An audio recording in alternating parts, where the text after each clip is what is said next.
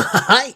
This has been bothering me from the very start of my Rain World lore dive, and I think I've finally found a good answer. In this discussion, let's allow for magic to exist that breaks the laws of physics as we know them. I'm not concerned with conservation of entropy, instantaneous displacement of matter, or any of the consequences that derive from it. We're just trying to understand the Rain World cycles as they are presented. Life in Rain World is cyclical. Every living being is stuck in a cycle of death and rebirth from which escape is nearly impossible. It's not reincarnation though, at least not in the mechanics present in the game. In the game as we experience it, when a creature dies and their cycle resets, they wake up from their last sleep. And there are several reasons to believe this isn't a simple game reload. Although the cycle number stays the same, you remember the map you explored. Your karma flower blossoms close to where you died. If you hadn't swallowed one of these flowers, your karma level will go down. The time it takes for the rains to come will not be the same, and the location of threats may subtly change. It is not a save game reload. As far as the slug cat is concerned, the life cycles are akin to a Groundhog Day experience, where you get to relive the day when you died over and over until next you sleep. And not just sleep, but hibernate peacefully with food in your belly. The game will not save otherwise. You can dismiss any and all of these as game mechanics that don't accurately reflect the cycles as they exist in the lore, but I really don't like doing that, because if you do that with one mechanic, what's to stop you from dismissing anything else arbitrarily? No, the slug cats can't actually use spears, that's just a game mechanic. Oh, the gourmand can't really hump moon for hours on end, that's just a game mechanic. What's more, the developers could have solved this question. What? This GigaChat humps moon for several hours, that's canon. Anyway, the developers could have solved this question by making the cycle count go up when you die. This way, you wouldn't be going back to your awakening. Instead, you would be reincorporated sometime in the future. But no, from your perspective, whenever you die, you wake up in the same rain cycle, sometimes a bit earlier, sometimes a bit later. By the way, this bit makes for some frustrating nomenclature, because clearly a rain cycle, which is the unit of time slug cats live by, isn't the same as a life cycle, or whatever the iterators refer to as a cycle. The iterators don't give no shits about the rain. They are clearly talking about something else when they speak of cycles. Anyway, this death reset interpretation poses an obvious horrifying problem when you think about dying to the ailments of old age. Is every successful animal that survives long enough doomed to eventually reach their terminus day, where they die and wake up and die and wake up over and over in horrible arthritic torment for eternity? Well, yes. Sure, it's not a conceptual problem at all. Rain World is horrifying already. Why not have this too? The actual problem comes when you try to extrapolate the nature of the cycle to the civilization of the ancients. For the purpose of this discussion, let's consider them human-like in their disposition and temperament, and with a similar lifespan. My interpretation up to this point, which you can listen to in this video right here, and I was always dissatisfied with. It saw the cycles far closer to a half-remembered reincarnation. Individuals would die however they will, and eventually the same individual would be born again in the future with this awful pervading sense of having been around for a long time. This interpretation matches well with the bits and pieces of lore we learn as we play, but it clearly does not reflect the mechanics in the game. So I come upon three different lines of reasoning here. 1. The game mechanics are not a reflection of the life cycles present in the lore, which I already said I'm not fond of. 2. The cycles were fundamentally different for the ancients, indeed working more like reincarnation. I'm also not fond of this because there's no reason to believe the ancients were anything other than sapient animals, much like we are sapient apes.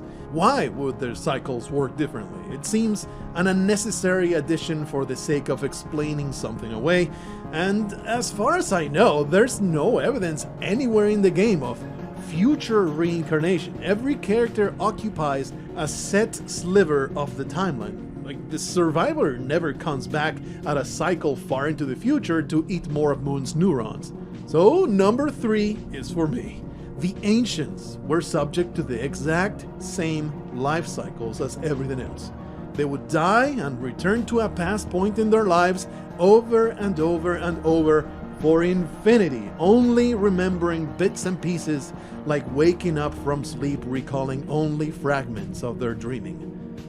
This death reset does suggest the rather goofy idea that after dying they would simply wake up the morning of the very day they died and relive that day forever, but it's not necessarily this way. A slug cat's death reset is linked to the rain cycle because that's the only time they sleep. But more importantly, it's the only time in their sad, fraught with peril little lives that they ever know peace. And that's where the death reset takes you back, to the last time you were at peace with the world. Perhaps at the cost of some of that karmic peace. And slug cats, they die all the time. It's a constant thing. I don't know about you, but I haven't died yet. Death would be a momentous occasion for the ancients, dreadful and traumatic. It makes sense that it would have a deeper consequence than waking up again in the morning, especially when you consider the constant state of existential dread. I would figure the death reset would take an ancient back to a point in their lives when they weren't ambulatory bags of doom or depression. Perhaps back to a day before maturity, when they had yet to truly understand the nature of their existence. This entire concept is super trippy. The more you think about it, from an outside perspective, the life cycle and death reset are invisible. Everything dies in due time and gets recorded in history. But from the inside, every living thing goes through their own crushing infinity. Just imagine it. Imagine it for a moment.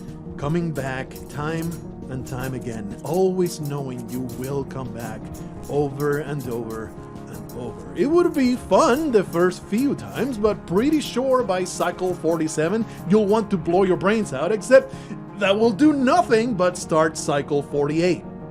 Now, that's some juicy existential dread.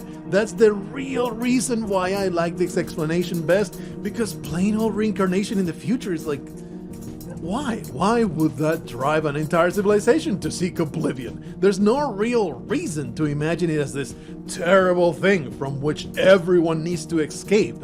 It would simply be, at most, an annoyance. It's just the way life is. An infinite spiral of existence, though. It's easy to imagine the claustrophobia, the sense of being trapped no matter what you do, the desperation to escape from unending broken memories.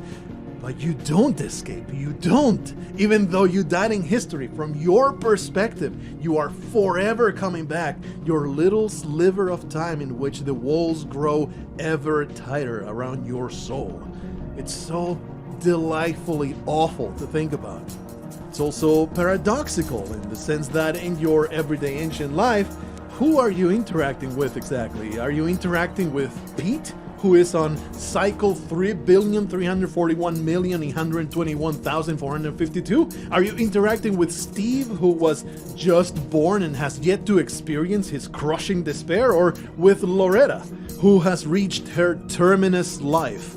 And every subsequent cycle will be identical to the last for her, so she can finally cement her impression on history. There's a cosmic poetry in this worldwide collapse of infinities. It does pose a huge question. If this were the case, how the hell would the ancients know that the void fluid bath is working? There's no outward evidence of the cycle. All there is your personal oppressive perception of it and the shared commiseration with your peers. Well, the answer is actually pretty easy to come up with. You can tell the void fluid is working because no one remembers dying to it. If the void fluid were failing to completely eradicate you, you'd keep that traumatic memory going forward, jumping in a vat of dissolving goop and coming back anyway. The fact that no one can come up with this recollection is evidence that the void fluid is the way out. And the last piece of supporting evidence. Spoilers, spoilers, spoilers, spoilers for the end of the Saint in Downpour.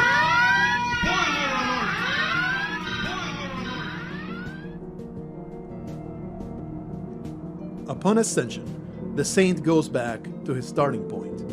You could assume everything he did still counts, but I don't think that's the case. In fact, I think the interpretation here is that the Saint, by design, cannot ascend, he cannot get out of the cycle, and his terminus life is one where he's doomed to forever roam the world, bestowing his final solution upon all the other living beings, and those ascensions will remain true for as long as he doesn't thunk the void worm, thus resetting his own cycle.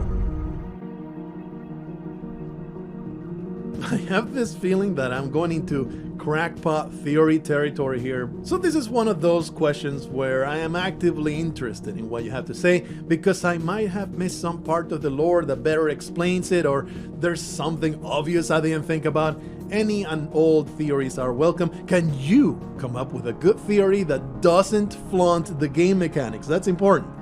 I'm not that involved in the community, so maybe I'm actually rattling off the accepted interpretation all along, thinking I just came up with something incredible.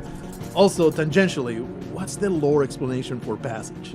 I know it's a nice convenience feature that wasn't in the base game, but it is part of the game now, so I really would like to have a lore-friendly explanation for it. Alright, now I'm going back to actually playing through the game. Hope to see you there.